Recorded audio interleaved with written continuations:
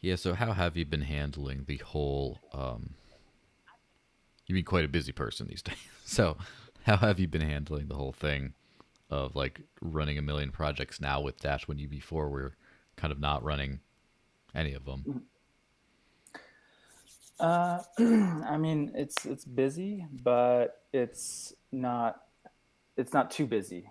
Mm-hmm. It's just the right amount. I'm actually kind of taking it intentionally slower and more Mm-hmm. methodical. So uh, I think we've actually been a little too quick on some of the things with the incubator. Mm-hmm.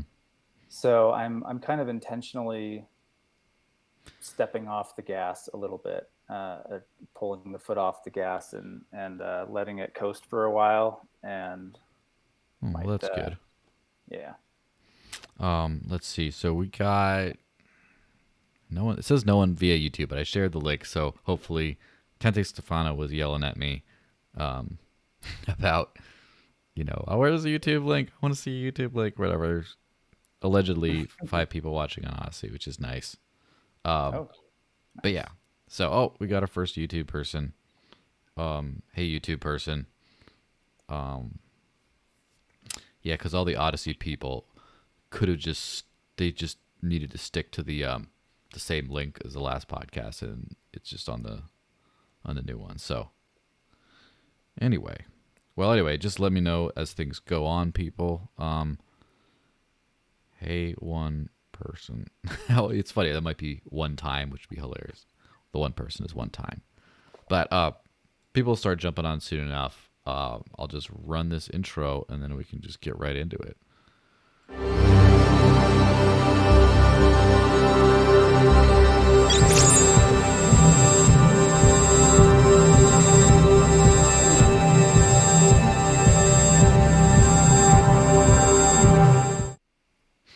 So, hey everyone, welcome to another episode of Friday. It's Friday once again. Hope you had a good week and everyone. And I hope you enjoyed the last podcast if you watched it. But if you didn't, it's okay. Some of you can live in a Dash bubble forever. I don't mind it. So, welcome to the Dash podcast. I have the wonderful and one and only Rion Gull joining me today. How's it going, man? It's going good. Thanks, Joel. Thanks for having me on. Yeah, no problem. I guess the general subject of this whole thing is basically the evolution of the bounty based systems of incentivizing stuff to get done in Dash. And basically, so to give the background, right? I believe you were always an advocate of a bounty based sort of system in Dash from like the early days. And then at some point, Andy Freer, the former architect of Dash, decided to leave Dash Core Group and focus on his own stuff. One of these was this.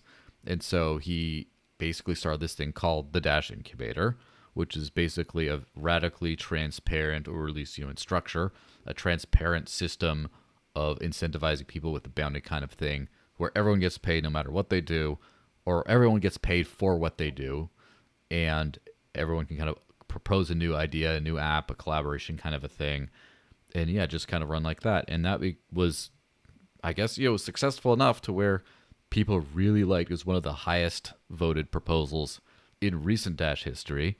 And then a bunch of people started encouraging me to start an offshoot of that. And basically, as an official fork of the incubator, I started the Dash Marketing Hub, which I guess fully officially launches, sometime tonight or whenever the super block hits. And Ryan has been kind enough to kind of help join as one of the admins to basically have the superior experience because you're involved in the beginning stages or pretty early on in the incubator, and then Andy Freer decided, hey, I'm taking a break. I'm taking off. Hey Ryan, you want to drive the boat? Bye. And so now hot potato, now you got it. And so that's kind of like the recap of where we are today. Is that kind of accurate? Yep. Yeah, that's pretty accurate. When I saw Andy's project, I was definitely all over that Mm-hmm. because for a while now, I noticed an issue in Dash where people would submit proposals to the network. They'd promise to do a bunch of stuff, and then the performance on that was sometimes anywhere between like awesome and even above expectation, or sometimes as low as like total scam. Yes. So it was clear that the right model was something where people did the work first and then got paid. Um, Hmm. and unfortunately, it's not really possible for us in Dash. Like we don't have. Um, I don't think we have the tooling for that at the treasury level, at the super block level.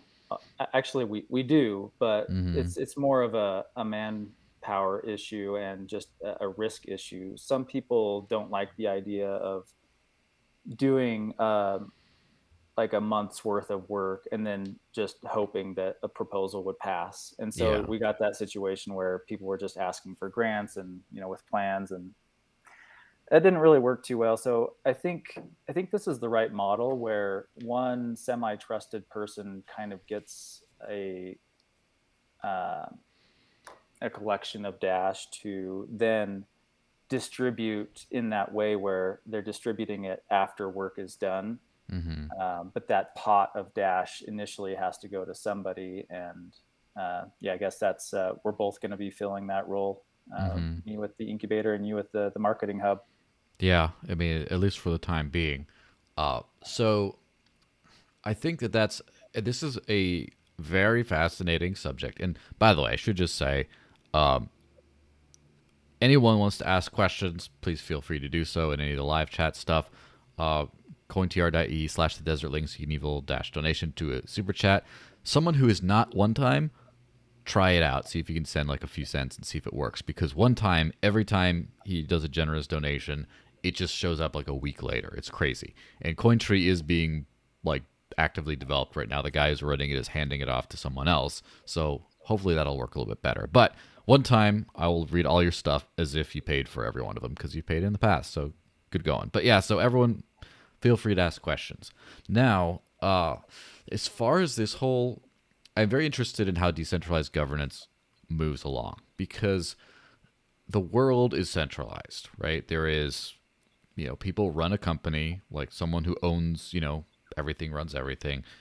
Governments are largely centralized entities with, depending on which one, some semi decentralization of certain elements, like a representative democracy type thing. Um, and there's a lot of issues that crop up around this. Mostly, no matter how specifically decentralized something can seem, like there's always you have to trust someone to execute it. Like what is legal, what isn't. That's easy enough to create a system where good behavior is incentivized, bad behavior is not, and there that doesn't leave room for corruption, I guess. But then corruption happens anyway because the people interpreting the law decide to do whatever else. And so the entire reason we have decentralized governance is so we don't have to trust anyone to actually execute these rules.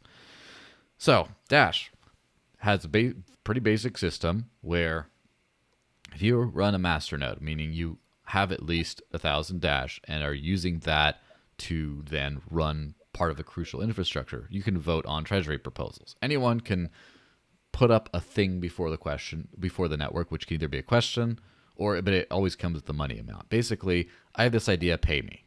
And then you vote yes or no. If a net 10% of the votes go through at the end of the voting cycle, that person gets the money, and there's nothing really you can do to stop it unless they screwed up by putting the wrong kind of address format or something, and then it doesn't pay out or whatever. But basically, that's as simple as it is, and that basically makes it so that anyone can work for Dash. Anyone can ask like a governance question, or like basically anyone can pull the network, and no one can stop it. Now, where that turns into practicality, it's a little bit of a blunt instrument. So, first off, do you have at what point did you start to realize that this system might not be 100% sufficient on its own? uh, well, I don't know, kind of early on, I guess. Mm-hmm. I've never been one of those guys that's just, like a decentralization maximalist, I guess you Mm-hmm. could say. To me, it's never been about decentralization as an end. It's always been decentralization as a means. Mm-hmm. And sometimes decentralization is the proper means, and sometimes it's actually something that gets in the way. Mm-hmm. If you can get the value out of something and the robustness, the security out of it in a centralized way that's more efficient, then that's actually probably a better way to go, because it's usually easier to do that. But it's not always the better way to go, especially when it comes to very long-term scaling and robustness against things like attacks and whatnot. Hmm.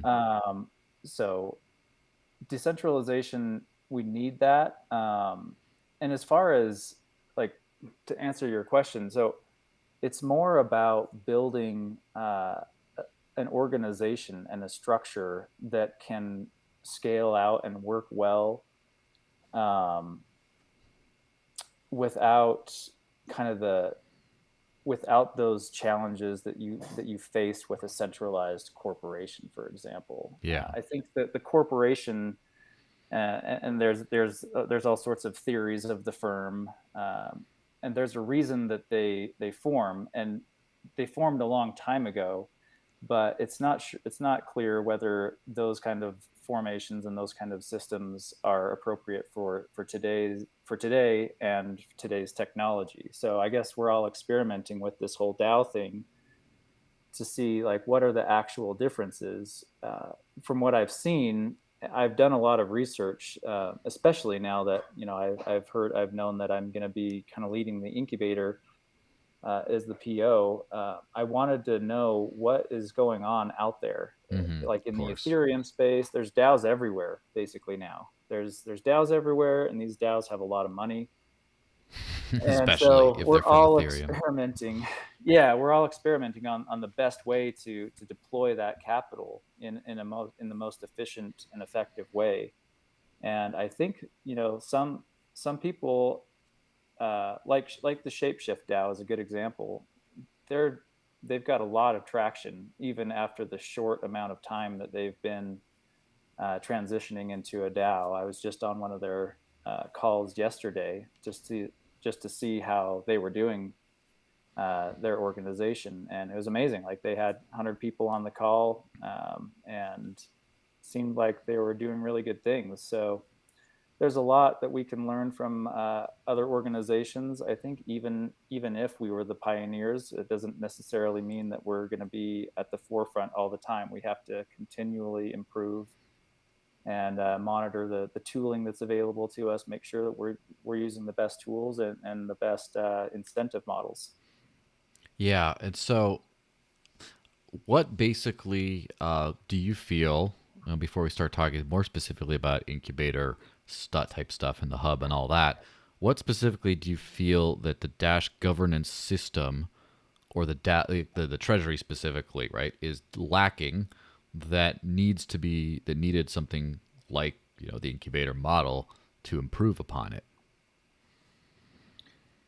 Sorry, can you just rephrase that one more time? Yeah, sorry, I threw too many word salad things in there. Basically, from researching the way DAOs work, and see the way the Dash Treasury works, what is lacking in the Dash Treasury?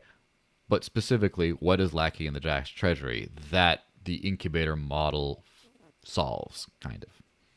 Yeah. Okay. I think the one thing is being able to deploy more resources, more bodies, I guess you could say. Like, it's very difficult to approach the DAO with the 5 Dash proposal fee. It's going to be reduced, but Mm-hmm. still, you're still dealing with 5,000 different voters, and all the different personalities that you're trying to navigate. So it's hard to get started, and I think that's one of the reasons why.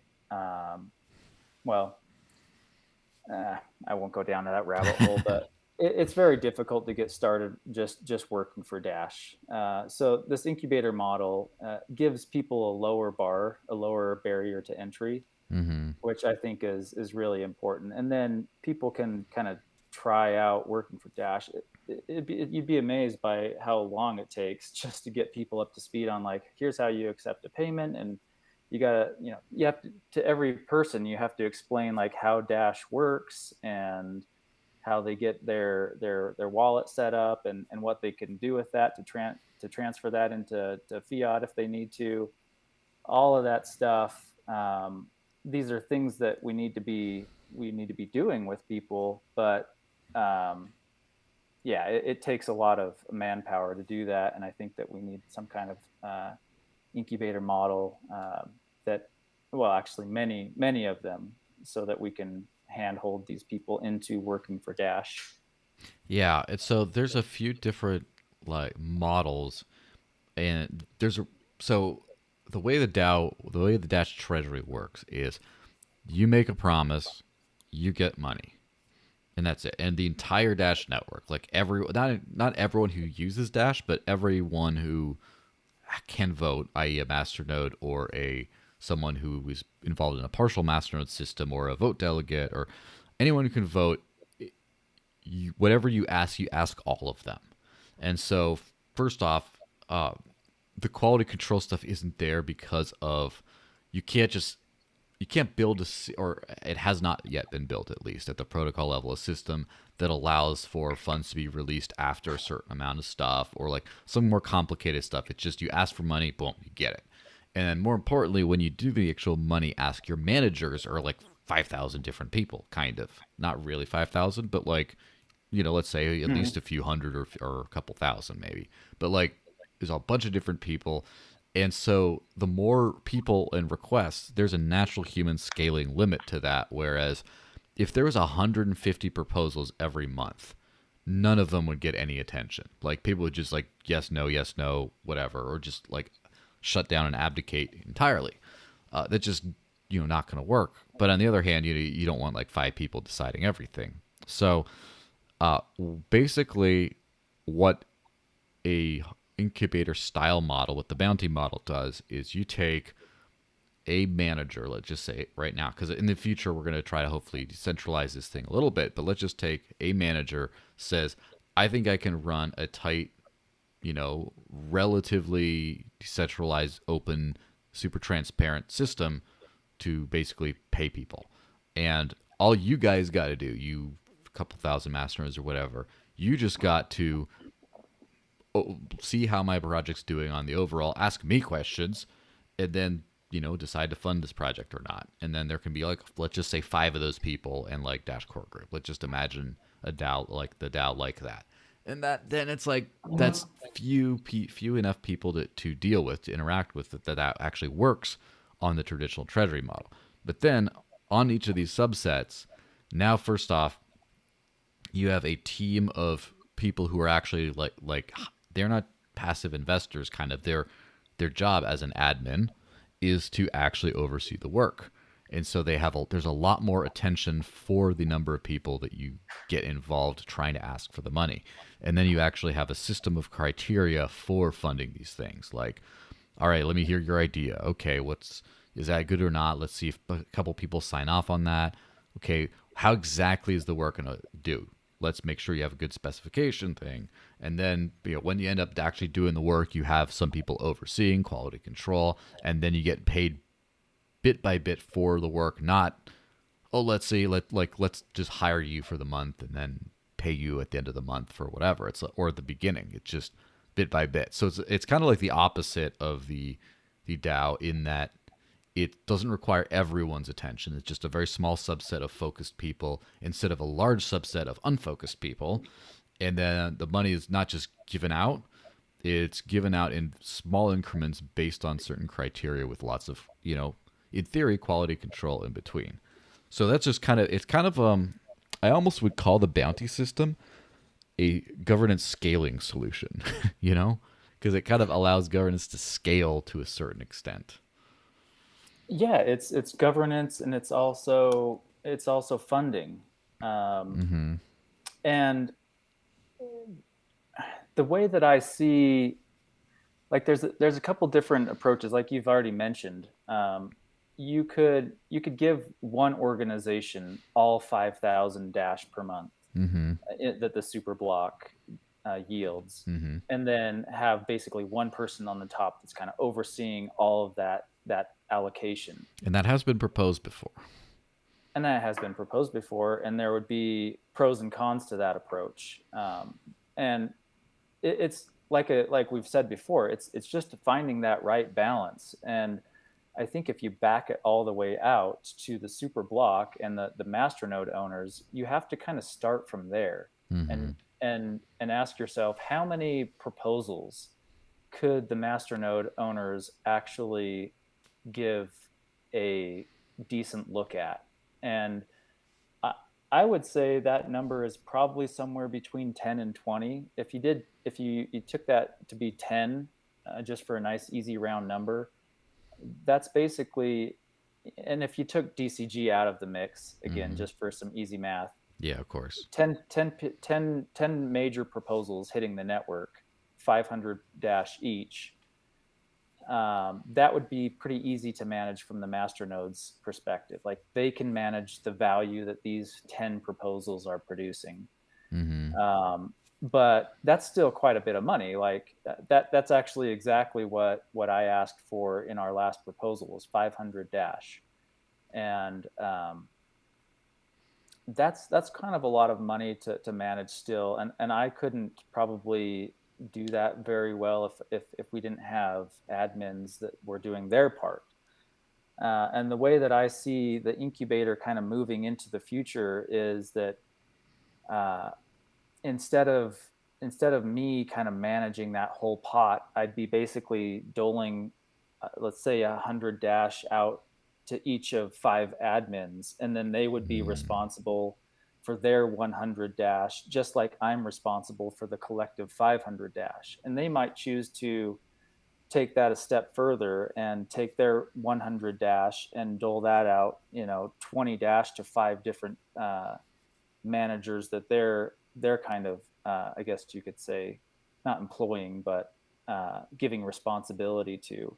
And so you have these different little pots of delegation, and it's each one of those can then kind of control just that little part of it. And I think that's where the quality control would really come from, is giving, it is kind of hierarchical, but that's just how you have to do it to scale. Uh, Flat structures don't scale very well. At least it's tricky. So one thing that's interesting in all that, and we're talking about um, the scaling from the one treasurer slash PO proposal owner of this model down to basically disintermediating the role into several different kind of people. So first off, we're talking about scaling, right? And so I mean, Andy created this thing. Andy was the guy who asked for the money. Andy's the guy who gave out the money. And Andy's the guy who recruited other admins. And at what first off, there's like centralization, decentralization kind of discussions that one could have on that thing. But just from the scaling perspective, in your perspective from watching Andy do this stuff, and then also you yourself doing this stuff after he left, do you think that the single proposal owner behind the incubator hit a scaling limit where it's just like, this is too much for one person to do this aspect of the role? Um, if the role was limited just to doing writing the proposal, then maybe not. But I Mm-hmm. think that's exactly why Andy made a major change at one point to kind of give these admins a Mm-hmm. very key role.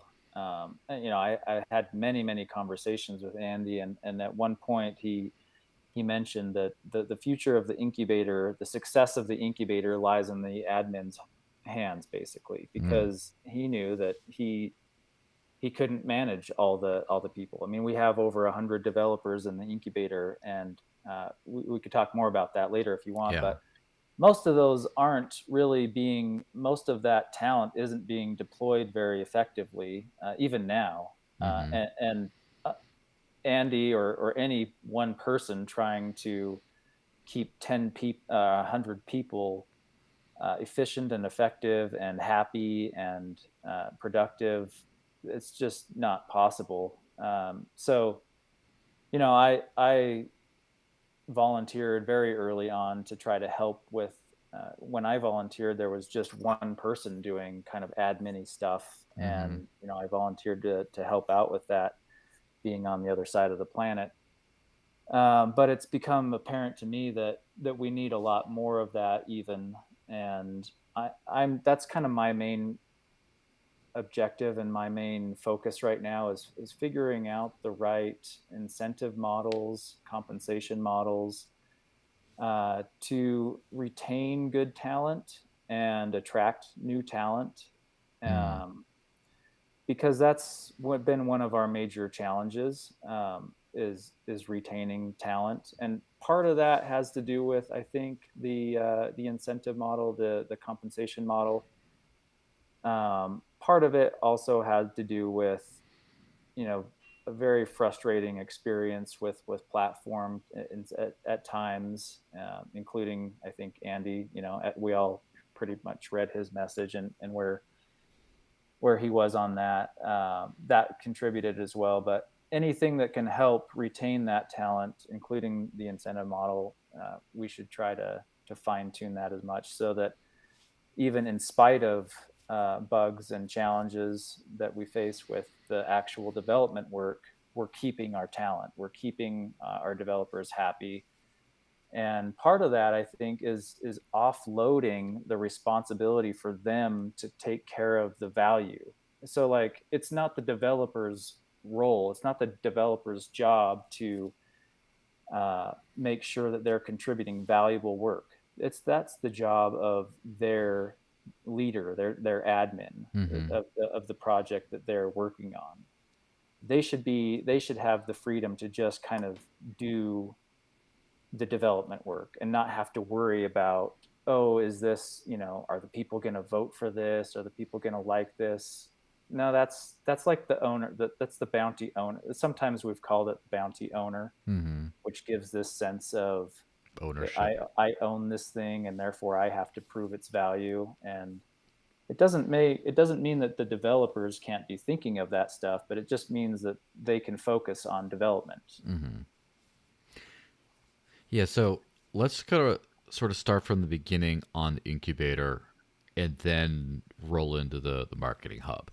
So when we talk about the incubator, um, and I'll explain my understanding, again, someone who basically copied the model and, you know, made a couple tweaks of like how it was, and then we can go into what about it was different and changed and is now like, you know, more like specific. So first off, I think that for me, one of the things that it wasn't so much just the decentralization or even scalability of this that attracted me.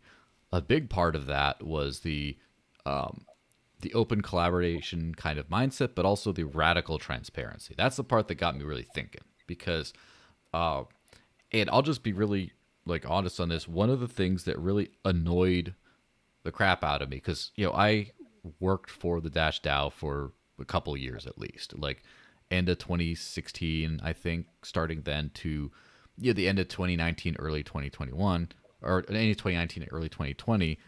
Mostly for a thing called Dash Force, and I did my own proposals and stuff too for specific events. And one thing that I'm not sure if you could say like in retrospect was wrong, but in retrospect I would definitely do it differently, and it was a real pain in the butt, was I hate paperwork. I just do. And more importantly, like I was always supremely confident that I was doing my best to be honest, trustworthy, and hardworking. And the task of communicating that to the general public really annoyed me because I try my best to communicate it. Sometimes it's like, yeah, well, what are you hiding? There's a big thing about, oh yeah, you guys are like taking big salaries and like doing nothing. And like, in the meantime, I was in my third month of no salary straight because I paid it to the employees under me because the valuation went down. And then of course, if everyone asks my girlfriend about all those stressful times, you can. But like, the thing that really got me going about the incubator was I don't have to like, look, you don't have to really say anything to anyone. They just look at it and it's all there. And also it makes it Yeah. like you don't have to. I think it's an integrity booster too. Like even if you're a person with natural integrity, it helps you become act in a better way, seeing that it's all transparent. And like for example, just now trying to do stuff with the marketing hub, every time that like someone approves a like, oh yeah, let's just move this concept over into this territory right now, and it's like, wait, we didn't complete one of the steps in our rules. I got that little bead of sweat of like, oh, some troll's watching. He's gonna think we're doing shady business just because one of the admins is new and didn't figure out like, no, move it back over there. Now let's go through the process of adding this other person. Let's follow our procedure. And just the extra transparency, whereas before I would have just been like much more lackadaisical about that, and it would have had the same net result. Just the transparency, like the way that makes you on top of things, I think really helps, especially since like a big thread has been what are we paying for? And this has been the two that have been subject of this discussion. And by the way, by saying that this is, by just honestly saying it's been a subject of discussion, is not a condemnation of either project. But for example, the Dash Mall and parking lot thing, a lot of people have questions and just don't know what's going on or don't know what the ROI is or just haven't verified the merchants or whatever else, which I completely sympathize with them having to provide this info. Like, how do you, like, the communication barrier between what you're doing and what other people see? And of course, also Dash Core Group. And as far as like, well, how far was, how far was platform along before it was realized that there would be a delay on this thing that wasn't communicated? You guys didn't say this. Oh my God. Like, and assuming 100% good faith on both projects, it's still a big problem that there's this information gulf that you can't just have someone like peep in and say, I see how it's going. I trust you guys. You're not scamming us. Or, oh, that's a problem right there. We need to do that. So that's a big part of this thing. I guess I got that. Anything to add on that before I rant just a slight bit more? Yeah. Yeah. Yeah. One of the nice things about the incubator and the hub is that every single duff is accounted for. So if somebody does want to know where is the money going, they can find out. Now, one of the challenges with that, or not challenges, but one of the kind of results of that, as I've seen it, is that actually not a lot of people are looking. I'm surprised that I'm surprised that we've received less scrutiny than we have actually, and maybe that's because it's like there's that nothing to hide. Oh, it's all transparent. They've got nothing to hide. Therefore, we don't really have anything to criticize. But I would like to make things going forward not just transparent, but apparent, like what we are actually accomplishing. Mm-hmm. Because we haven't really done that as well as I'd like to do it, where we actually demonstrate what we're actually building. So moving forward, I've got a goal to have some kind of a demo day where some like a week or something before each quarter, which we would be putting our proposals in, to have most if not all of the bounties have the admins over those bounties present something like, this is the status of this project, or this is the result of this quarter's work. So that even though it's always been transparent where the money's going and what we're working on, to make it a little bit easier to present what we've been working on. Yeah. Oh, before I move on with that Rachel thing, one time did ask a question here. It says, hi, Joel and Ryan. Do you think governance might work better if sometimes there could be a vote? Well, just move past there. It could be a vote with multiple voting options instead of just yes, no, or abstain. Or would that make things too complicated? So I guess for the purposes, this could mean a million different things. So let's keep it pared down to the DAO, the Dash Treasury. Just imagine like, logging into Dash Central or whatever, doing the voting, and having more than just a yes, no abstain option. Do you think that could help, or do you think that would be too complicated? I think at the network level, the super block treasury level, it's probably best to keep it as simple as possible. Yes, Mm-hmm. no. But we can do a lot of experimentation at the sub level, at the hub level, at the Mm-hmm. incubator level. I know that I have plans to experiment with some of that stuff to Mm-hmm. where because that you know a product and deliverables aren't binary. Sometimes they are, and it's nice if they are. Pass fail. Yeah. But in most cases, it's actually a gradient where it's like, yeah, they've eh, this this this task is technically done. These four tasks were technically done.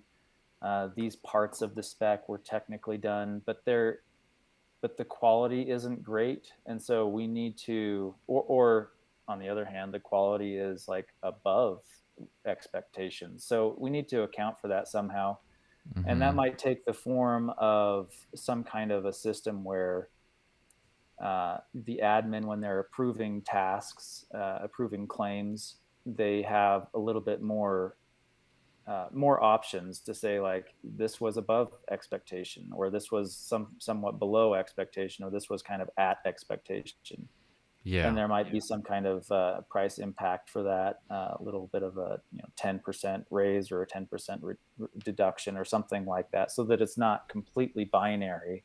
Mm-hmm. um, Yeah. I'm not sure if that fully answered one time's question there, but yeah, like the major takeaway there is that I do plan to experiment with some of these uh, different options as far as voting goes, so that it's not just yes, no. Yeah, and I would agree. So one thing, the bonus thing, is something that I didn't really specifically think of, but now that you mentioned it, I'm probably going to figure something out with that. With the marketing hub, one thing that I had obviously try to keep the rules as like close to incubator as possible, just to like get things started, and just a few notable tweaks. But one thing that I really would like to do in subsequent months or cycles is have a half payment thing for someone who technically checked the boxes but just did not really deliver a good quality product. And so, Bill, like, not just like a, well, 10% less, because we don't want people to get in the habit of doing shoddy stuff. This is more like a consolation prize of like, okay, you checked the boxes, but it was kind of crap, and we don't want to just say no money and get you off. Like, we want to just say, all right, this follows the criteria, but it's not good enough. Here's your like halfway prize. This is what we are looking for in the future. And then if they do two in a row, then you are just not going to give them any more chances, right? Two in a row, like half quality work. And just because we've had a lot of those things where it's just like you have to that binary, you don't get paid despite actually doing the work, or you do get paid as if you did a good job, even though it was pretty nasty. It wasn't good at all. And so having that, like, all right, here's something, or like as a sign of you didn't do a good job, but here's some money for it anyway. And also like a way of like a performance plan to get better kind of thing would be good. And I think that for possibly even rarer occasions, it might, now that you mentioned it, make sense to do a like a 50% bonus if someone does outstanding work. Not just like good. We don't want not quality work, by the way. We don't want middle of the road. We want quality work every time. But if someone does something that just like blows you away, then have a little something to be like, wow, this is so slick. We're going to give you some extra.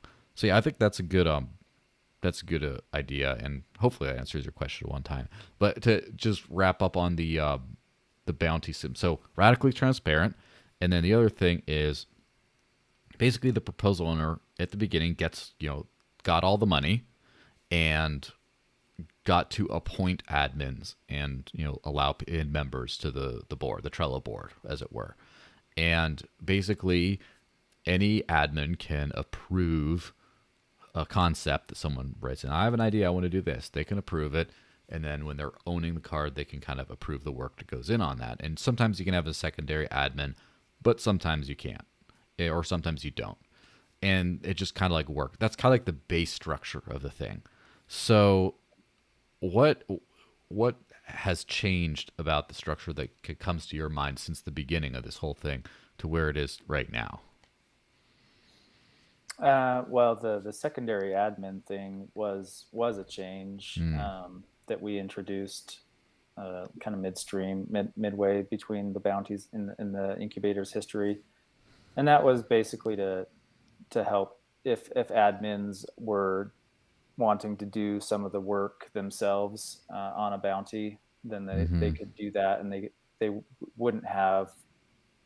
You can't approve your own work, obviously, so Yes. you'd need a second person to approve work that you were doing. So that's the major rule in both of our organizations is that basically anybody can do any task, but you can't approve your own tasks. Yeah. And then beyond that, well, yeah, I don't know. I've got a lot of ideas of things that I want to try, but for the next 2 months, I basically told in my last proposal, I've said that we're just going to keep business as usual. Mm-hmm. But after that, I'm gonna start throwing. Well, even before that, I'm going to start throwing some of these ideas out to our admins and seeing what they like and what they don't. Uh, but yeah, there's some changes going to be coming up. What changes did you have in mind? Yeah. So so let me just in fact, it might actually make sense to never mind. I'll just go off of memory of what I changed from the rules. So one thing, when I got the official rules approved by Andy and stuff, as far as the official incubator fork, which to Great Wolf just had a funny comment. It says like approving your own invoices, Fluffy Pony style. Good contemporary reference there.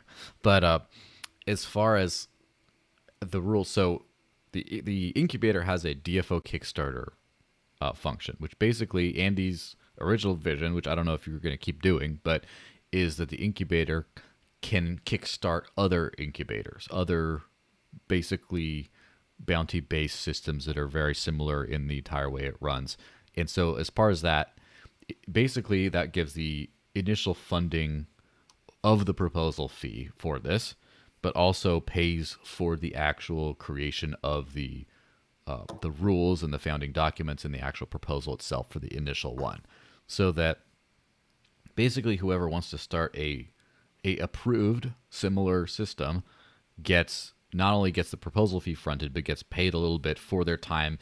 They spend like the long hours writing up rules and approving stuff and all that kind of stuff. So that's kind of what I mean by like the official incubator fork, as I mentioned in the proposal. But basically, the few rules that I saw fit to modify, other than just to where it was a little too code based, as in too developer centric, and it just changed the wording and stuff to make it more for marketing and promo, and in like, for example, Creative Commons licenses or public domain stuff instead of MIT licensed open source software. One of them is, first off, I made it so that two admins would have to approve any concept, so that instead of one, like, so say someone says, oh, I have this great idea like for this app, and then one admin's like, sure, and you let it in. I want to have like a minimum of like an extra set of eyes on that, because otherwise I don't want terrible ideas to come in, especially because to actually execute those ideas on a non-code based system is much easier, and it's much more public facing. So like the stakes are kind of raised. So if someone in the incubator says, I want to build up this app, and then it's a stupid idea, but one admin says, oh, I like it, and they get the concept approved, and then there you go. And then this person, first off, if it's stupid, I don't know if the specifications pass muster, but if, let's just say they make some good specifications, it works, that gets done. And then let's say to actually build out the app, like it's so much more difficult to reach the final product. And even when you do, what if it's just like, what if it sucks? Well, no one needs to hear about it, other than if you're digging through the Trello boards of what happened. But what if someone creates this like Dash promotional campaign, or like, we're going to, you know, advertise Dash as like, a criminal's form of digital cash, because if criminals can use it, anyone can use it, kind of like some awful idea. And then it goes out there, it could cause a ton of harm. So it's like two things on that thing. The one is you need at least two admins to approve it before it even the idea even gets through. And then the second one is if it has to be a net of two admins. So this is the only explicit governance case that we kind of have in there. But basically, if an admin approves and the second one approves, it's in. But then if someone else says, I hate the idea, they can downvote it. And then all of a sudden you have a net of one.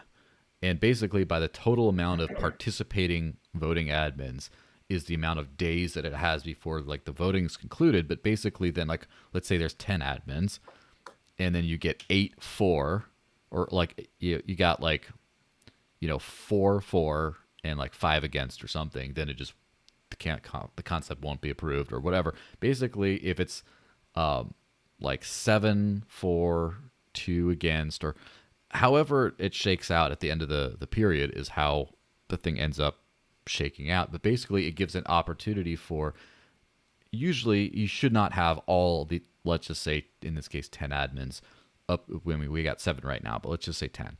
It doesn't need a 10 to approve an idea, just 2. That's it. But if it's controversial and someone starts saying no, then all of a sudden you start getting in more people, and it's kind of like an avalanche style effect where you just get one after the other until you like a runoff sort of voting thing. Yeah, it's basically it's kind of mirroring the actual the actual treasury, where Mm-hmm. the criteria to pass is 10%, the net 10% yes votes Yeah. of the total master nodes. And this is something similar where it's a net positive number of admins.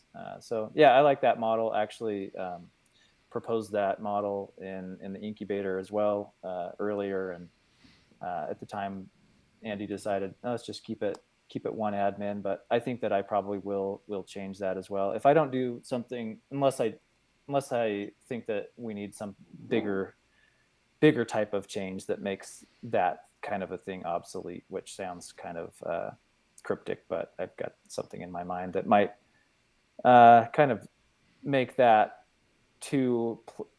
net 2 admin thing a little bit obsolete. But I have to kind of run that by the admins that we have so far and see what they think of it. But in general, just to go back really quick Mm-hmm. to your point about bootstrapping and kickstarting other incubators, I do want to run with that idea. I love that idea of we're not just incubating. Shout out to XKCD. I know you love the term.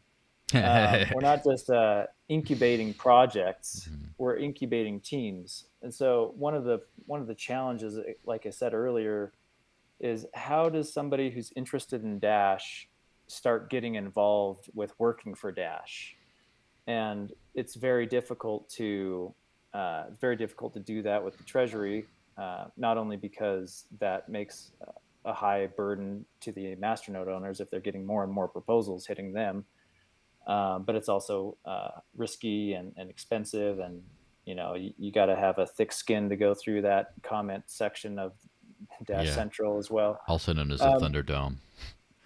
Yeah, That's what I call it. yeah. So if we can kind of make a more open and welcoming way to bootstrap a team in of working for Dash in various capacities, I want to help that, including actually bootstrapping teams that may eventually compete with our own organization.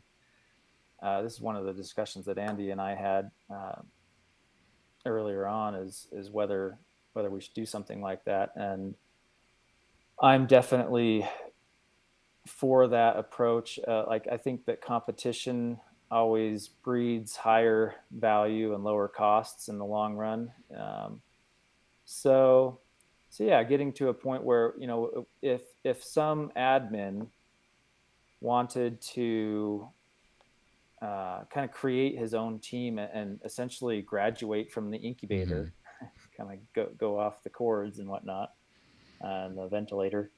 Then they could we would help them create their own team that could then propose their give their value proposition to the network instead. Yeah. So yeah, those ideas, I like them. Yeah. And so the fun thing about that is it adds a kind of, it is what one could call redundant in a completely neutral sense of the word, not a negative, because we usually you say redundant if you're trying to insult something, but it would maybe a kind of a redundancy in that you already have a team that does this exact same thing, but now you have a different one with possibly different rules, definitely different members, and rather it kind of makes sense from like Mastodon's perspective to just look at it and fund one. Except, what if you have different approaches and you can't parallel run different approaches on the exact same team? You kind of have to split off and do A/B testing.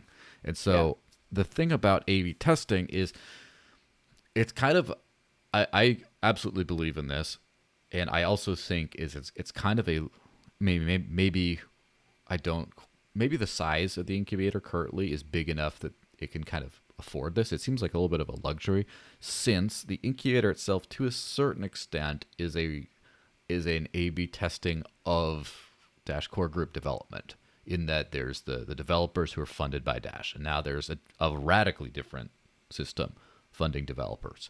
And then kind of the same thing with the marketing hub. There is Dash core group marketing. And shout out to Arden, hi, doing paying, doing marketing stuff, like official stuff, and I'm taking a radically different approach. And in both of these cases, there's a little bit of there's little overlap, I think, where I think that they're much more complementary. I like, for example, all the dApps that are being built and stuff from the incubator. I don't think that that's being done by DCG, or it's on their radar ever, kind of. And the same thing with the marketing hub type stuff. A lot of the stuff that I'm doing there, or I mean, obviously this could change when people propose new ideas, but a lot of stuff that needs being done is just not under the scope of Dashcore group marketing at all. And so right now there isn't that real direct competition level, but semi competition is like, so for example, if you had a second development incubator, then that would be, I'm sure, not perfect overlap. I'm sure there'd be, oh, this one's doing more of this stuff, this one's doing more of this stuff, but there would be some sort of overlap and competition, and I think that would kind of cause both to get better. yeah, and I want to say something about the redundancy thing, because in my former career, I was a mechanical engineer, and I did Mm-hmm. industrial energy efficiency consulting. So I would go around manufacturing facilities and look at ways that they were using energy, and recommend ways that they could reduce their costs and then become more efficient, things like that. Mm-hmm. And one of the things that I ran into was some of these plants, like sawmills and paper plants, things like that. It it was not, redundancy was not only a nuisance, it was just absolutely a necessity. Like Mm-hmm. your compressed air system, for example, you have to have 2x, at least 2x capacity as your demand, so that Mm-hmm. if something fails in compressor room A, compressor room B can run the entire plant. Mm. And so it's not even an option. You just have to have it. More is better. Obviously, it's a little bit more expensive, but it, the risk is too high.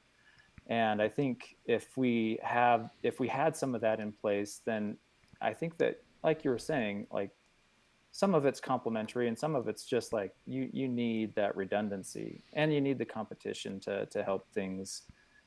Even if people are working on the same kind of thing, it is helpful to keep that competition to keep people sharp and Yeah. producing high value. Well, So and just that's the wanted to throw thing. that in there. Competition, uh, I believe, especially so competition where it's a cooperative collaborative environment, right? Not not like competing countries that are trying to fight at war. Like as long as there's a peaceful relationship between both and all that kind of stuff. But competition increases efficiency, right? Because you have those market pressures of this person is going to do the same thing as you but better. You better find new innovative ways of doing even better. And Yep. so the thing is, redundancy is, as you mentioned, expensive. And so basically the idea is, But not redundancy can be even more expensive. yes.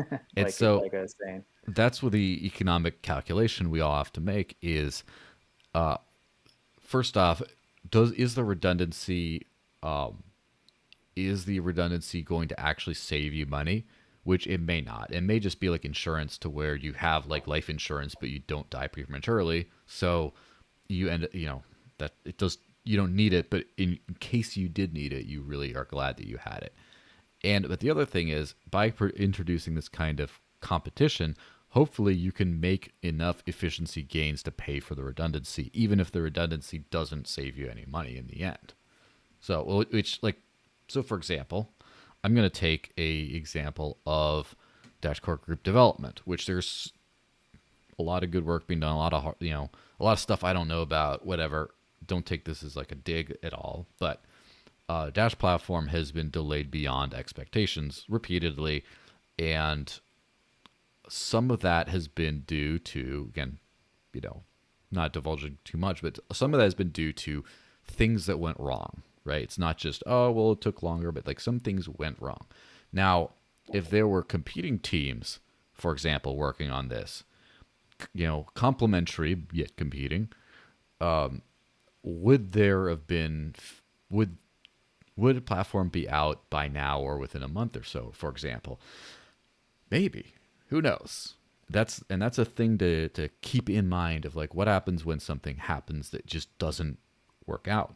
And so that's kind of my thing with the marketing and promo stuff is, and part of that is just like, that just work is not being done, period. There's a lot of stuff that's just not being done that we need to get done. On the other hand, hopefully over time, there is a competitive effect and a redundant effect as well, to where, oh, these guys are competing for like more media hits or whatever. And then there's also what happens if this team fails? The essential thing still gets done. And that, when you're mentioning about like hopefully kickstarting other incubators, my personal thing, and obviously you might see things differently because you're much more intimate with the incubator itself and the development needs and what's being done right and what isn't being done right. But what I would like to see is the next one wouldn't be a separate development incubator, but would be a business development hub of sorts. And that's something that, on just a super off the cuff thing on that, I've noticed something about in 2017 in particular, 2017, 2018, there was a lot of business development integration type successes going on. Partially might have been like bigger teams, but I think also resources where Dash Core Group could pay someone, say, hey, we'll sign an agreement, we'll do like a joint press thingy, we'll also give you some money to integrate this thing, or like a promo thing to give a discount and then sweeten the pot. And then also, hey, guess what? The price is going up. Dash's top 3, top 5, depending on when this was or whatever, top 10 definitely. And just, it's easy to just wham, wham, wham, wham, wham. Just like integration after integration, just make stuff happen. And when I was writing for Dash News, so as part of Dash Force, it just every week there'd be like 2-3 new integrations for a long period of time. It just was constant. And then in the 2019, late 2018, early 2019, and definitely 2020 and 21 era, that slowed down significantly, like almost like grinding to a halt. And obviously a lot of this has to do with budget reasons why a lot of things couldn't be achieved. But basically, a strategy for business development was successful in one way and then ended up, struggling, I guess. And it would be nice to have a more grassroots kind of a way of approaching this, as first off, that could absolutely fail, to be honest. It could absolutely fail. But it also could be something that provides less fewer good results on the upswing, but more constant results on the downswing, where like the same grassroots promotion of like business or like everyone, hey, Coinbase, when are you gonna add Dash, blah blah blah, or however that ends up working, has kind of a more constant rate of success. Whereas when the markets do it really well, you have more people going directly to Dash or a Dash team saying we want to integrate, and also there's money for the sweeten the pot incentives. Whereas it kind of like would act as a redundancy in the strategy. But anyway, that's just my Yeah. personal thing. I would really like to see a business development hub as next, but you might think that extra development competition might be a little bit more urgent. I don't know. Well, I would like to see at least two organizations, two independent, autonomous organizations, doing every aspect of what we need in Dash. So, two development incubators, two development organizations, Mm-hmm. two marketing organizations, two business development organizations, two research organizations. Whatever our needs are, we need at least two of them, at least two independent organizations doing them, so that there's competition. One's not doing a great job, the other can pick up the slack, and it doesn't have to stop with two. So I'd support that for sure. I kind of wish that, well, with the proposal that just with the DCG funding thing, Mm-hmm. I wish DCG would be taking less than 60%. Like, I just think it's too much for one organization. I'd like that to be done voluntarily by them. Mm. Um, but I don't know. It's just too much to defund 60% of an organization at once. So somehow I think it would be nice to figure that out. I'd also like the overall treasury to expand. I think that Mm-hmm. we're sending too much money to mining security and not enough to value creation. Mm. So I'll just throw a little plug in there, for the increased treasury at some point, because that would help with this kind of a question where, Yeah. we are tight on funds and we need more developers, more business people, more marketers. Mm-hmm.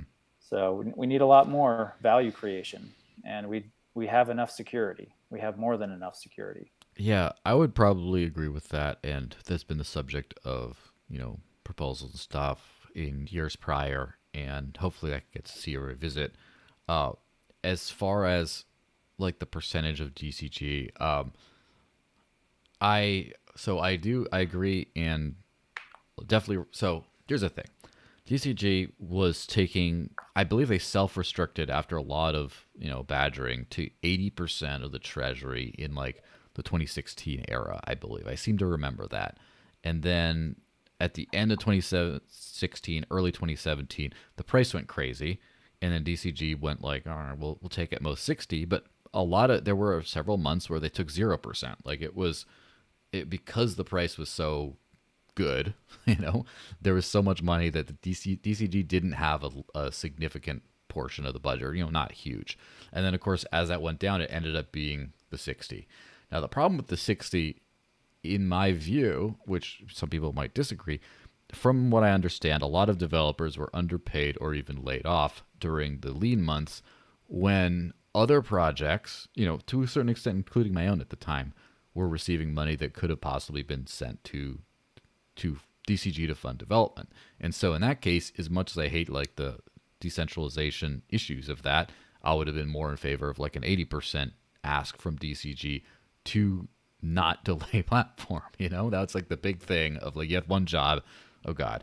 So, but I'm not super, attached to that. Now, as far as the 60% as a maximum, well, you're talking about all of what DCG does. I don't necessarily think, or again, at least I'm not advocating for it here. I don't necessarily think that they need to that the same duties and even people need to get less money. I just think that, as you mentioned, the 60%, No. like the prospect, the dilemma of the 60% of the game theory of that is kind of rough, to where you don't, anything of that becomes difficult. You got to kill the whole 60% and everything that goes along with it. And there's a lot of people I saw commenting on proposals saying, I am very displeased with how you guys have been doing. I'm still voting yes. I'm like, oh God, here we go. Like, Yeah, you don't have a choice. I yeah. mean, you can't defund DCG, Mm-hmm. and it's hard. There's no, to One Time's point. There's no signal that you can give them to reduce their ask, or to show them that we're not quite getting the value for what we're paying them, without just voting no, which is this binary, like, I don't support you. And Yes. I've tried to tell people, in Discord and whatnot, like, a no vote doesn't necessarily mean that you want to defund any organization. It's the only tool we have to work with to show whether we're pleased with the value cost ratio. Mm-hmm. Um, so, maybe there's something that we can come up with in our organizations that helps fix that, and helps, uh, so that we can give, we meaning the valuers, Mm-hmm. like, putting ourselves in a masternode owner position, that people can give non-binary feedback. So those are some of the things that I want to work on in the incubator. And if they're successful, if we can prove that they're working, then maybe at some point we can get those adopted at the higher level. But Yeah. there's a lot of testing that we can go through first. Yeah. And Herman, I will answer this stuff in just a little bit because we're a little bit focused on this subject right now. It's interesting how I think that, for example, a lot of things on performance of teams. Again, I was talking about I hated having to like answer for all the work I did just because I wanted it to speak for itself and didn't want to have to spend all my time trying to sell what I had already done. I just wanted to do it and then it'd be there. And a lot of people have varying levels of concepts of how well DCG is doing. And I mean, a lot of people, I think people really have like no idea, to It's be always a honest. question of compared to what. Yes, of course, it's compared to what? Compared to nothing, right? Yeah, Yeah, they're doing great compared to nothing. yes, Compared to this alternative reality that we have to make in our own minds of how things could be. Yeah, they probably fall short on some yeah. of that. It's also just it's not a very like how is DCG like what all does DCG do and what are they doing well at and what are they not doing well at is an extremely complex question that's not just a pass fail. And that's what I like about, for example, the bounty based model in that, well, first off, you don't know, there isn't someone who's working hard and not getting properly compensated for it necessarily. And there isn't someone who's just coasting by on no work. Like if someone gets, this was again, there have been times in certain organizations such as DCG where, for whatever reason, a member stopped producing for a meaningful period of time and yet continued to be paid for that, just as a result of the system. Like it's not necessarily pinning it on a certain person, but yeah, it's just because of that. With the incubator hub or whatever, if someone's working their ass off, they aren't complaining because they're getting the money.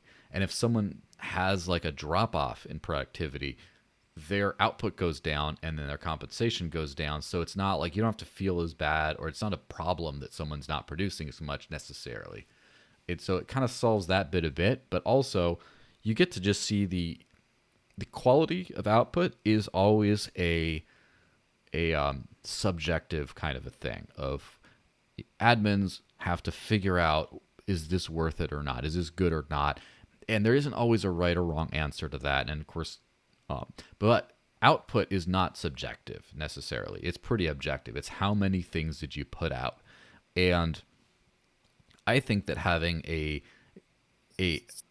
objective, output, like for example, a lot of people already do that in the open source world, like GitHub commits. And so if you look in GitHub commits, you can see how many people do how many, whatever. Of course, there's a lot of like abstraction in there that doesn't matter. But the thing about having that transparency is then you have an actual target. You just say, oh, well, actually see all the work that's being done. I see that this department's actually performing quite well. Or you say Yeah. like, oh, well, I had no idea that they were actually doing this much work. And then because at that there's always a difference between non-performance and like your strategy's not working. So you could say like, are these people working hard enough? Are they doing enough output? If not, cut them loose, get someone new to do it. But what if they are, but you still aren't getting the results you want? Then you need to say we need to stop. We need to shift up our strategy and prioritize like stuff that's working, because what we're doing that we're doing a great job of is not working. Yeah, well, I would say output is subjective. There are Hmm. some things that you can make objective about output. Like we could have some kind Mm-hmm. of a compensation model where we were compensating based on lines of code, Yeah. and that would be very objective. Yeah, of But course. as any coder knows, that's a meaningless metric. What matters really is is the code doing what it should be doing? Is it secure? Those kind of things that are a lot more difficult to put a metric on. So at the end of the day, value can only be measured Mm-hmm. by what somebody else is giving up for it. And that's why, getting back to the bigger picture again, Mm-hmm. that's why in one of my past proposals, Ryan Taylor and I had two competing, mutually exclusive proposals up to try to fix, what I would call fix Mm-hmm. the proposal system in general, so that masternode owners were having to give up some of what would be by default be their own compensation in exchange for a proposal. Mm-hmm. And the reason for that, I know some people disagreed with this approach because, well, for various reasons. But the reason that we both proposed some degree of this, like the masternodes should be coming out of their own pay, is because that's how you define value. Mm-hmm. There's no other way to define value other than a voluntary exchange of one thing for another thing. And so we're in a tricky situation with this whole blockchain funding thing, which we're still trying to figure out, right? Yeah. Because we're basically doing public goods funding. We're basically like a government that has the ability to print money and fund whatever we want, and it's hard to, if you don't do that right, it's easy to just print money because it's not really your own. You're just printing money, and other people bear the burden of that. But to the degree that you can make it uh, hit your own pocketbook to some degree, that's what you can create. That's how you can measure and create value subjectively. It's that exchange. And so, getting back to the incubator and the hub, I think that does follow down. Like at some point, we might experiment with something where the admin is, well, I won't get into all those details. Those are just ideas and half baked, so I won't Yeah. talk about them. But somehow we need to be able to value, uh, put measure value instead of just measuring output. Mm-hmm. That's, I think, the bottom line. Well, that's the thing is measuring output's a great first step that we didn't have. Hmm. And what I would love to see, like for example, one of the things I proposed for the incubator that ended up being, at least started, was a flip starter variant for Dash. That's basically like a crowdfunding system where when you reach the donation goal, then it would be paid out. If it didn't in a certain time, everyone would get refunded.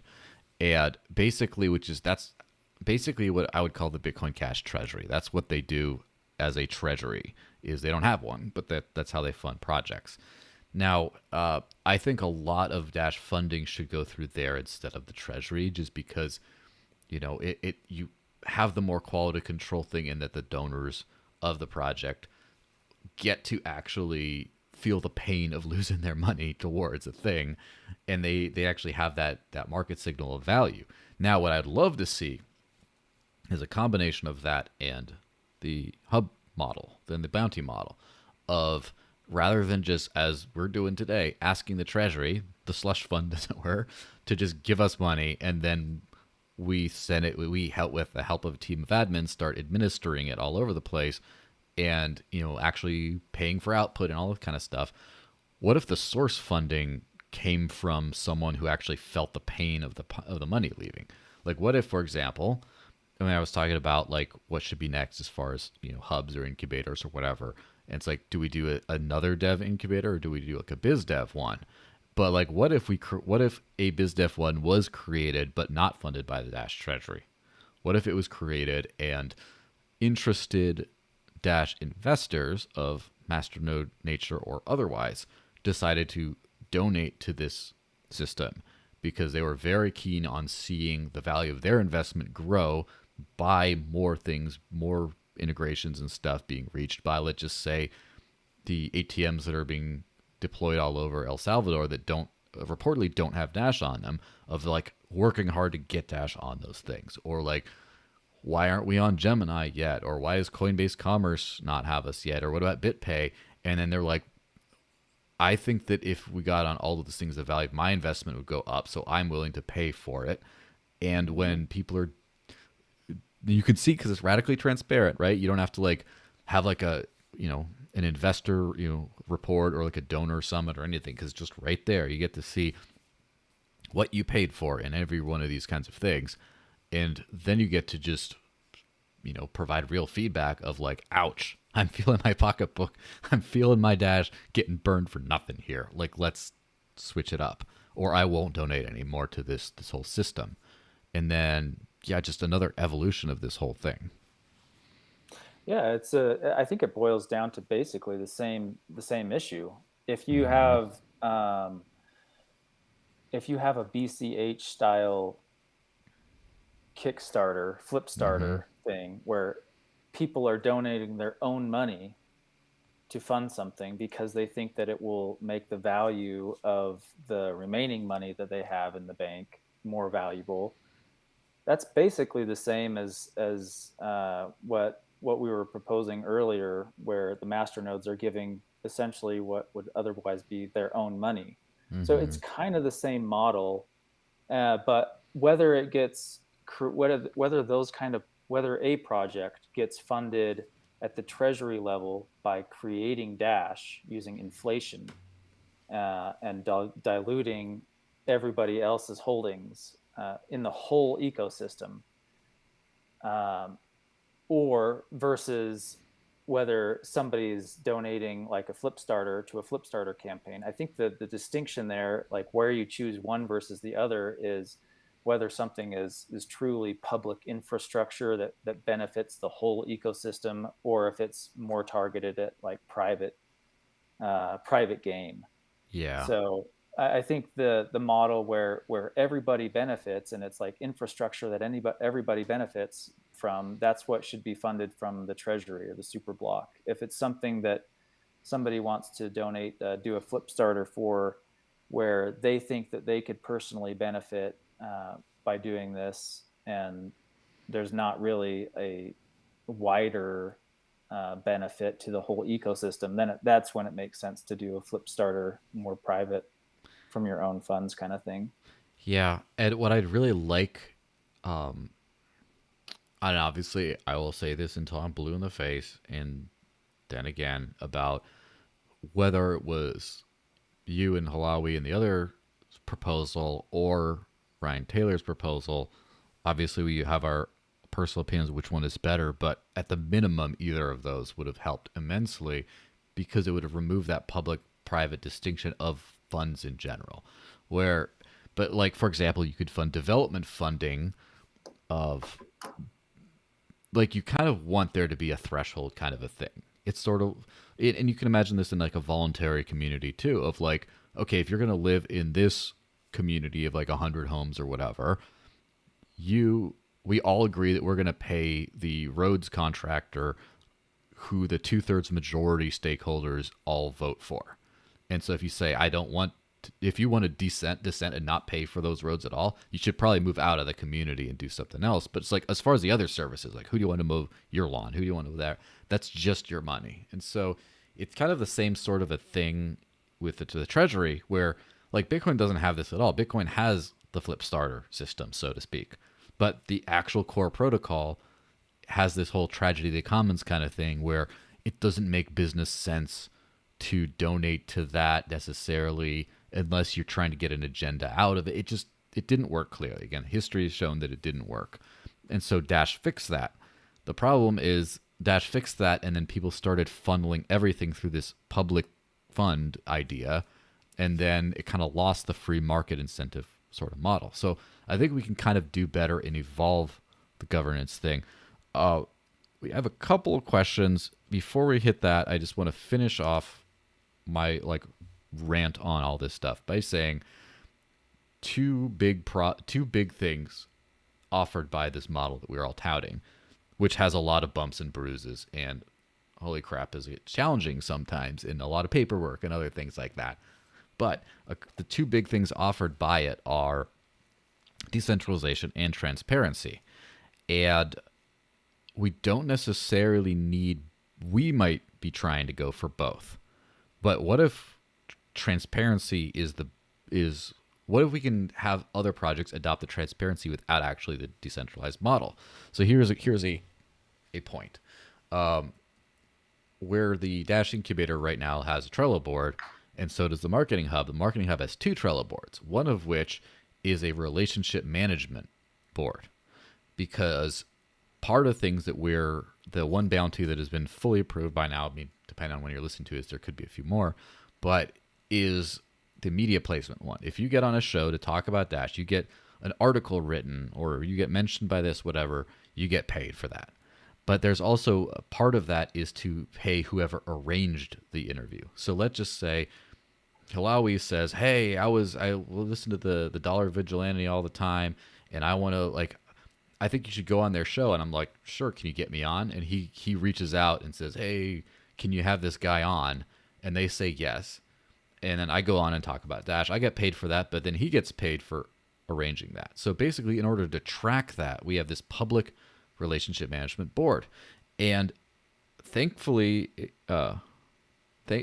thankfully we got this Crumble power up for Trello that basically turns Trello into a CRM system, customer relationship management system, because those are usually closed source systems. They're very closed systems. Like, it's internal to the team only. But because Trello can be made public, we made a CRM public, which no one does, because who the hell does that? We do. I don't know if anyone else has done that before, but in fact, when I was asking if we could make certain details, contact details, only visible to certain people, but the rest of it public, the team that built this thing said, that's interesting. We've never had anyone ask for that. Do you mind sharing with me what you're using this for? Because that's very different. And so in this way, there's been a lot of who was talking to who first kind of thing. But if it's all public, you don't need to deal with that.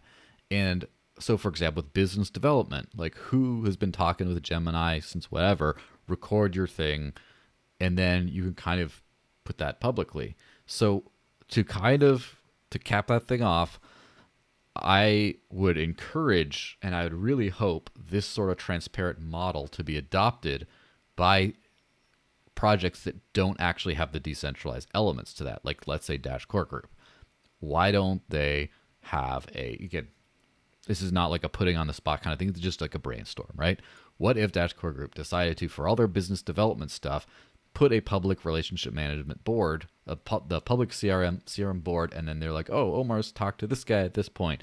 Oh, Arden reached out to this person, and keep all that. What if they kept their own tasks? Because a lot of public company, like corporations, have public Trello boards for their progress as well. What if the same centralized entities that work in the exact same way just put their work out publicly like that, so that people could say, oh, you're trying to talk to this person, I have a contact, can I help you? Or yeah, like let's, or hey, I see you're reaching out to these organizations right here, these companies. What if you did this one instead? Or like, oh, I haven't, just the transparency can help a centralized organization work in a more efficient way, possibly. But anyway, before I go into the super Yeah. chats, why don't you say what you think about that? I guess that's possible, and I'm pretty sure that DCG knows that's possible. They could account for every duff Mm-hmm. that they're spending to the detail that we do in the incubator if they wanted to, but there are costs that come with that and Mm-hmm. privacy issues, and I think it's probably better to just I mean we could suggest it obviously, but I wouldn't necessarily push for it because now we have alternatives. We have the alternative, the more transparent alternatives of the incubator and the hub, and more to come. Mm-hmm. And if that's what the community values more, then eventually, maybe the scales will tip a little bit, so that where the master nodes are sending more money to that kind of an organizational model because they like it better. But it's like say, well, it doesn't really matter what the organization model is in the end. It's what the value is that they produce. So if DCG's methodology is producing the better fruit than the open decentralized model, or fruit on par, Mm-hmm. value on par with what we're doing, then why not? Yeah, of course. Now, we did a question a little while back, which is less directly related to this specific thread, but on the general subject. Herman's Crypto Guide, hi dude, says, what are the crypto DAO funding models right now? How can major crypto projects fund their operations like Dash does? I know of none. It always looks like external money without a link to the chain/node, like with Dash. Yeah, the way that I see it is there are two major different types of DAO funding. There's a stream, a blockchain stream of money. Like, this is the way I think of it. I think of streams and buckets. Mm-hmm. And most DAOs are buckets. They're just, here's a ton of money that they got from VC funding, either from a token sale or some other way. Yeah. It's a bucket of money that will run out unless they do further raises and whatnot.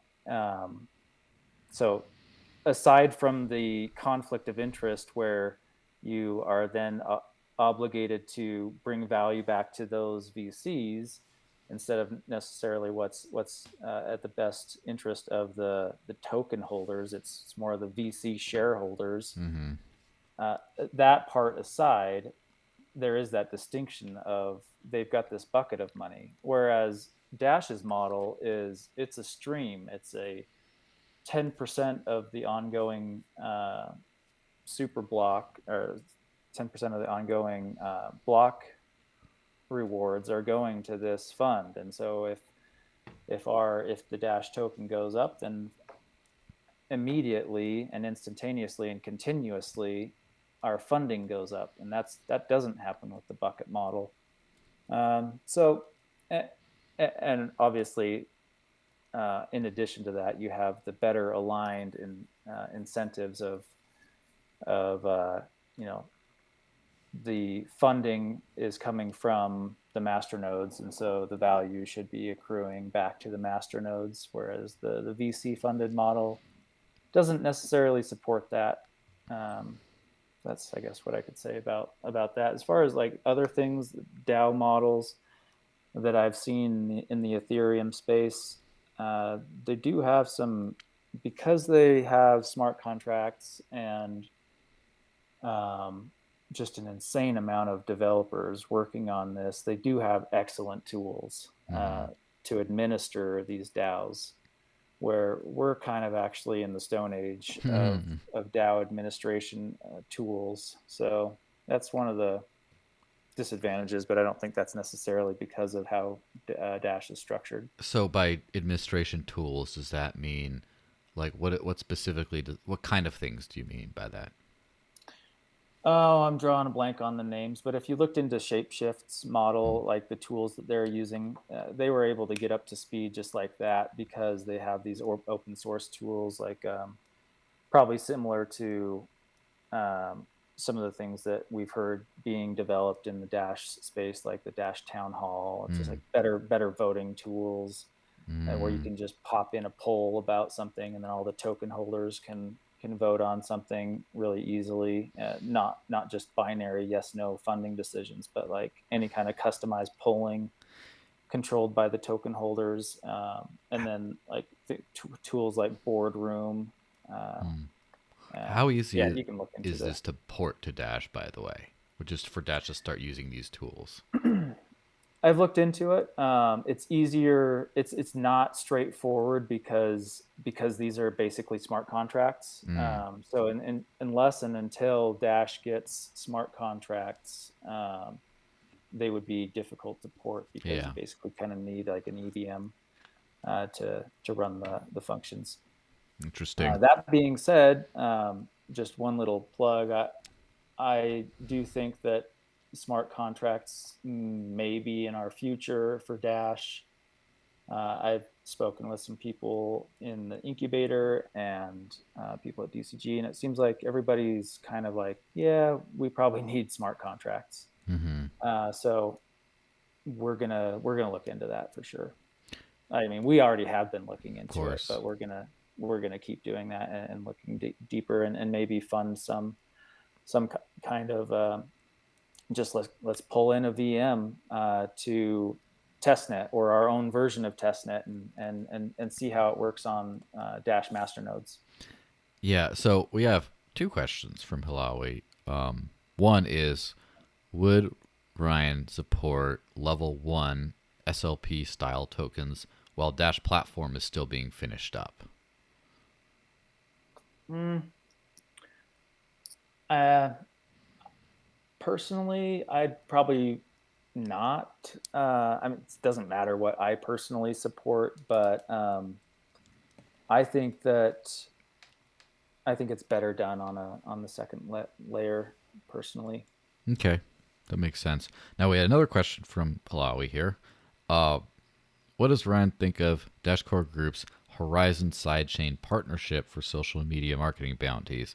Does he think it would have been more prudent to develop a similar feature via the Dash Incubator, or was there need for more options? Now, I have to preface this has recently been a politically hot button sort of issue in certain ways, specifically the Dash Discord, where a lot of people were freaking out over it, and a lot of people were saying, "I think it's great." Slash, I see no problem. So, anyway, just your hot Uh, take on that, with the preface of some people, yeah, this might be a politically hot button issue, but say whatever. I don't know. I don't care. okay. Yeah, I didn't follow the whole thing and I didn't look into all the details of this partnership, but at a high level, I'm always for partnerships. I think it's a good way to um, mingle communities. Mm-hmm. And I think Dash has kind of fallen behind that. Partly, we've kind of fallen behind on these partnerships. We're not really in the public awareness right now. We're just not. Mm-hmm. I've looked around, and things like governance and things like public funding, things that you would think Dash should be the first thing that they mention. They're not even thinking about, let alone Mm-hmm. mentioning. And part of that is just because we have this. Well, we don't have the same tooling. Like the Ethereum community, they have a lot of integrations and partnerships between different groups doing things, and that's because of their tech stack and how you can spin out a project with a token really easily by making an ERC20 token or a side chain or layer two chain that's helping scaling. They're so dependent on each other, and so they have to kind of cooperate. But Dash being independent, it's nice because on the one hand, because we're independent, but if anybody's read the Seven Habits of Effective People book, by Covey, you know that there's this spectrum of dependence and independence, and then beyond that is interdependence, where yeah, it's great to be independent because now you're self-sufficient in everything, and Dash is self-sufficient. Like for our purpose, we don't need any other any other chain or any other team or any other community. We have digital cash independently, and Hmm. it's working really well. But we haven't graduated to that next level of interdependence where we're working with other people to help bring them into our community and kind of collaborate on strengths and weaknesses. And I think this partnership that DCG put together, I think it was good. Like overall, I mean, it's tough to say because we don't know exactly, or at least I don't know. It's Hmm. probably answered like how much funding went into it and what exactly the deal is. I'm sure some people do know this, but in general, I'm for collaboration with other groups. Like I think it was already stated before that partnerships like Ren and Thorchain and things that can help Dash. Uh, those are great. And I see I put this kind of in that bucket where we don't have the ability to build this kind of a thing on platform yet. As much as I'd like to say that we do, we don't. Um, and Yeah, sure. I guess that's my take. Is if it helps bring some awareness to Dash in their community, that like they can use our coin to fund things, and then it gets Dash the token into the hands of a lot of people in their community, and they'll know that they can spend that on Dash Direct things. That's Hmm. probably a net benefit, but it's hard to know without knowing what the costs were.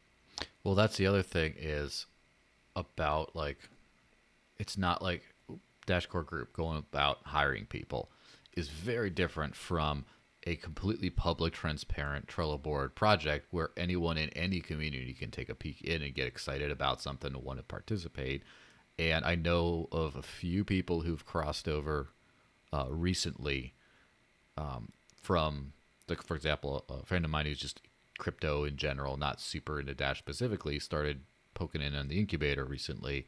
And then some other people who I totally would not have suspected are trying to get involved with the hub now and stuff. So a lot of that openness could probably help remedy this sort of a thing. I mean, I have a feeling that DCG over the last few years has been like super busy and just kind of like in the trenches focused internally, and the rest of the community has largely sort of abdicated to them when the community should have been out there again, not absolving responsibility on either side, but should have probably been out there getting more people into the community, doing more cross-chain collaboration, cross-community collaboration, stuff like that. But for uh, whoever is should or shouldn't have whatever, we're in a new era now. We're in the era of transparency, collaboration, moving forward, innovating on Dash, and not just resting on the laurels of past innovations. So yeah, I mean,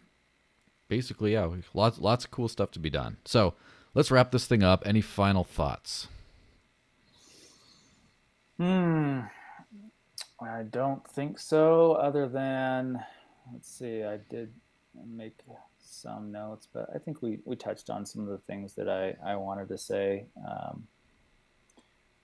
Incubator's roadmap, just generally speaking, for the next 2 months, we're just kind of doing business as usual. Not, I'm just taking my foot off the gas a little bit. I think we've gone a little too fast in terms of the projects that we start, and I I want to let up on a little bit of that so that we can. I'd rather focus on creating quality in a few projects rather than basically quality versus quantity. So I want to tighten that up a little bit, and then starting next quarter, we're going to start having some more public discussions. So we will have I hate to call them meetings because it's not like something that's going to be mandatory, but we're going to have some open discussions within the incubator so that people can look in and see what we're talking about, see what we're working on,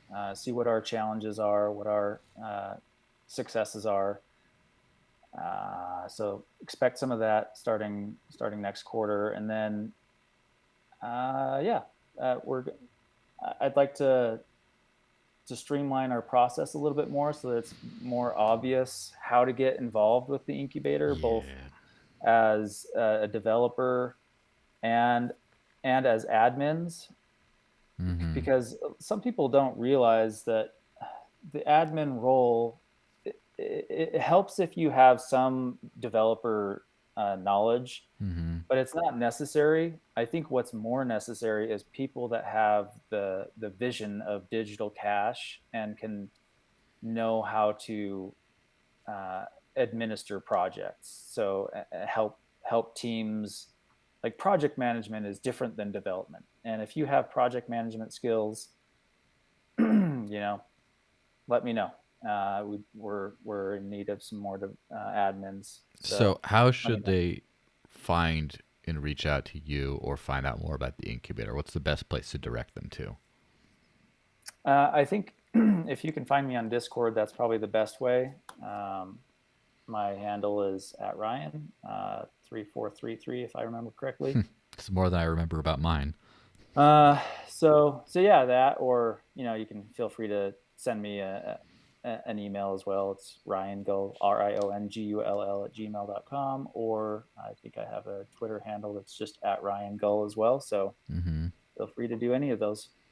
Yeah, and as just mentioned, Pozo, one of the admins of the hub, just mentioned that he's actually a product manager for a software firm, and so of course that helps very much. So, and yeah, the process of being an admin is a little clunky and intimidating at this point.